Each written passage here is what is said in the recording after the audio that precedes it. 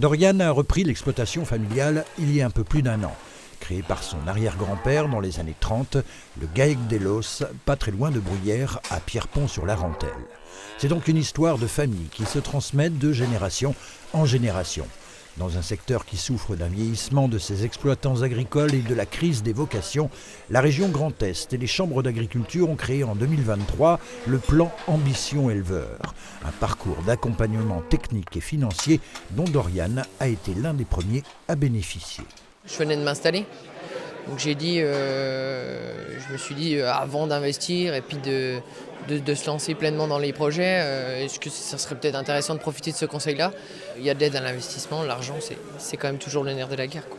Autre inquiétude des exploitants, la main-d'œuvre. D'ici 10 ans, la mère de Doriane, avec qui il est associé, prendra sa retraite.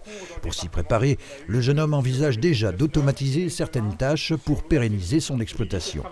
Et c'est là que le plan Ambition Éleveur a toute sa raison d'être. L'objectif de la Chambre d'agriculture, principalement, notamment, c'est d'accompagner toutes les exploitations. Et donc, l'enjeu, c'est d'orienter et de permettre aux exploitants d'être toujours là demain.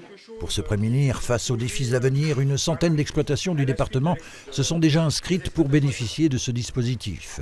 L'objectif affiché par la région et les chambres d'agriculture, en accompagner 2000 en 3 ans sur des thématiques bien spécifiques. Agroécologique, environnementale et stratégique aussi, autour de la main-d'œuvre, autour du climat, autour du travail, principalement, et autour de l'économie aussi.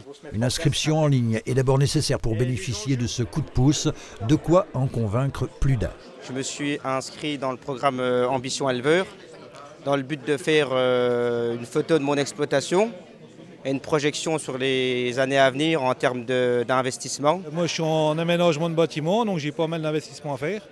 Donc après s'il y a des investissements qui peuvent rentrer dans la démarche et puis pour tous les objectifs qu'ils nous ont dit, ce serait une bonne chose, quoi.